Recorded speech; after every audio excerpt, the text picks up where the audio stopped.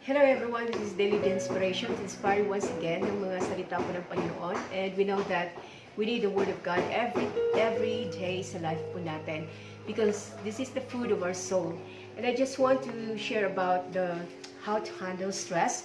Every one of us ay nakakaranas po, lalo na sa sitwasyon po natin. Ang daming stresses ng life, but God wants us to bring this encouragement sa boses sa atin. In Psalm 23 verse 1 and 2, "The Lord is my shepherd, I shall not want. He maketh me to lie down in green pastures."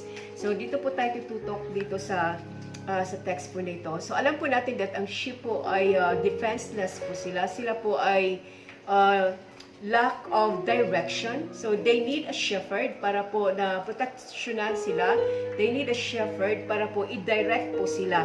So mga kapatid, there are tendencies sa life po natin that we get away from God. Napapalayo tayo sa Panginoon. So, isa po ito sa ating pong problem as a sheep. Katulad po tayo, halimbawa po tayo ng katulad po na siyang sheep. At ang sheep po ay, ang nature po talaga niya ay defenseless. Siya po ay dumb, siya po ay directionless. And meron naman pong positive. It is very dependent on the shepherd. Sila po ay dependent sa shepherd. So David had that in mind when he said, "Why art thou cast out my soul?" At nandun po na talagang may mga times po that ang sheep din po ay parang na-cast out po siya. Kasi kapag dumating po yun na sila po nahulog sa isang bundok. So siya po ay mag-rule and hindi po siya kaagad-agad po na maka-get up. Hindi siya kaagad-agad po na makabangon agad. So kaya po sila po ay vulnerable sa mga vultures, vulnerable sa mga wolves. And before na sila po ay nandun gumugulong. So the shepherd ay nandun po, the shepherd will come and pick them up. Itong po mga sheep na ito.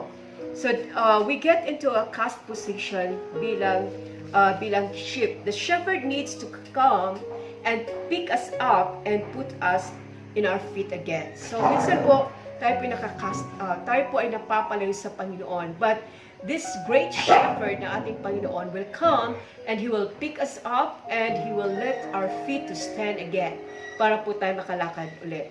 So has He never done that sa ating buong buhay? Nagawa po ba ng Diyos sa buhay po niyo po yan? When we are down and we could not get up. So thank God for the shepherd. Thank God that He is our shepherd na kung saan po na talagang kapag time na po natin na tayo po tayo po ay talagang very loaded na sa life po natin, stress na tayo, then here comes the great shepherd ng ating pong Panginoon. So, ano po ba yung makikita po natin dito sa text na ito? The first thing is, dapat po tayo ang sheep po is conscious sa presence ng shepherd. Amen. Are we conscious to the presence of God? You know that the sheep will refuse to lie down unless they are free of all the fears na meron po sila. Ayaw nilang mag-lie down kapag alam nilang meron po silang nararamdaman po na takot. Mga kaibigan, as long as there is the slightest suspicion of danger sa kanila, ng dogs, ng mga yun po mga bears, so the sheep will stand and get ready to run. Ganito po ang character ng sheep. Now notice that it is only the shepherd that quiets and reassures them and puts them at ease, ang shepherd. Kaya po, ganun po dependent ang mga sheep sa shepherd po nila. So sabi nga po that He make me to lie down in green pastures. So now, let me give you some characteristics po ng ating pong good shepherd na makikita natin sa Biblia. So, ating good shepherd po is a compassionate shepherd. Very compassionate ang Panginoon. At sa Matthew chapter 9, verse 36, na kung si Jesus ay nakita po niya yung multitude of people na sila po ay hungry, so siya po na-move with compassion. Ganun ang shepherd po natin Hindi tayo pababayaan ng Diyos. Kapag nakita po tayo, we are so stressed, hindi tayo pababayaan ng Diyos. Because our good shepherd is a compassionate shepherd. Kaya, the next thing is, we have this caring shepherd. Very caring po, Panginoon. And let me give you one of the dito yung Bible verse that sabi nga po doon na He shall feed His flock like a shepherd, and He shall gather the lambs with His arm and carry them in His bosom, and shall gently lead those that are with young. So makita po natin that are we not glad sa ating shepherd na kakargahin ka ng Lord, na kapag po tayo depressed na, kapag po tayo ay stressed na, ipipick up ka ng Diyos, and then He will carry us in the bosom ng ating pong Panginoon. So He give us what we need, not what we deserve. Natural, ibibigay lamang ni Lord kung ano po yung need talaga natin. So, God will carry you in His bosom. Hindi tayo pababayaan po ng Diyos, mga kapatid, because He is a caring shepherd. And then, another thing is the courageous shepherd. Very courageous ang Panginoon.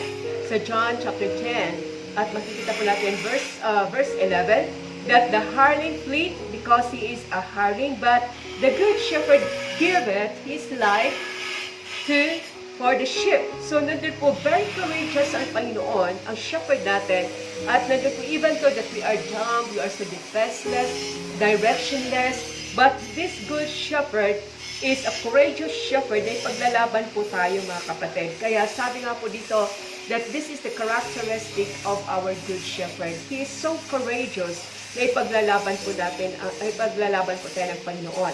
Yes, ang ating good shepherd ay nandun po siya po yung nagpo-protect sa kanya pong mga sheep para hindi po sila pupuntahan ng mga wolves, ng mga bears. So the shepherd will build an enclosure of stones and he will build sheep at the sheepfold. At yan po, ang ating good shepherd will build an closure para maproteksyonan po yung kanya pong mga sheep. Ganyan po ang ating pong Panginoon. God will build a closure sa lahat po ng mga dangers sa life po natin because He is a courageous shepherd. At nandun po ang Panginoon po ay talagang magpuprotect sa bawat sa atin. The shepherd, nandun po, He will protect the sheep from these wild animals po na atake po dito sa mga sheep na ito. Then another po is content with the shepherd's provision. If we know God is our shepherd, then we must be content with the shepherd's provision. He maketh me to lie down in green pastures. Yung sinabi ng Panginoon, hindi sinabi ng Diyos na He maketh me to lie down in brown withered pastures, or He leadeth me beside muddy streams, but God says that He leadeth me beside the still waters, and He leads me to the green pastures. Yan po ang sinabi ng Panginoon. So, ang ating good shepherd po ay dapat po tayo po content with the provision ng ating pong good shepherd. So materially, so makita po natin dito that hindi tayo dapat po mag-worry because God is our great shepherd. At nandun po ng provision ng Panginoon ay hindi po siya nagra-run dry, kundi po overflowing ang provision ng Panginoon. At doon po na dapat po hindi tayo nag-worry. So, ang ating food po ay marami lamang po tayong wino-worry because of our food, yung ating pong fortune, yung ating pong fame. So, we worry so much of these things. But let me give you to very simple po natin po na mga dapat po natin i-desire. Dapat po, yun lamang po need po natin. God will meet our needs, sabi nga po. So materially, God is our provider. Siya po yung nagsusupply ng ating pong pangailangan everyday sa life po natin. Then spiritually, He maketh me, He leadeth me beside the still waters. So anong ibig sabihin po nito? Is He talking about how kapag mayroon kang bank account, are you okay na sa life mo kasi wala ka nang alalahanin pa? But mga kapatid, God wants a healthy sheep. Gusto po niyang healthy po ang mga sheep po niya. That's why God brings us to the green pastures. Speak of the Word of God. Ang green pastures na ito ay nasa Word ng Panginoon. So as we chew, as we eat the green pastures of the Word of God, then we can have this strength na binigay ng Panginoon sa atin. So, what do the still waters speak of? The still water speaks of the Spirit ng Panginoon. So ang satisfaction po natin dapat nasa presence ni Lord kasi siya nga po yung good shepherd po natin. At nandun po hindi tayo dapat po ma-stress, but we must depend on the provision of our Good Shepherd. Mga kapatid, God can heal our stresses ng life po natin. God can cure our stresses ng life po natin. So, mga kapatid, sabi nga po na ang ating Good Shepherd ay we must be content with the provision of our Good Shepherd. Amen? And another thing is, sa ating pong pangtatlo po, we must be controlled by the Shepherd's peace. Dapat po control tayo ng peace ng Panginoon. So, magulo ng mundo natin, hindi natin alam kung ano pong mga magagawa natin o ano pong ating pong pagkakatiwalaan. But, makita po natin dito that if we have this Good Shepherd, at tayo pong sheep ng Panginoon, so we can be controlled, o tayo po controlled by the Shepherd's peace. Na at peace tayo kasi kasama po natin ang Panginoon.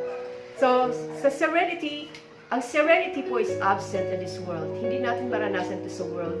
But in the presence of God, we can experience po yung serenity na sinasabi ng Diyos, that He maketh me to lie down in green pastures.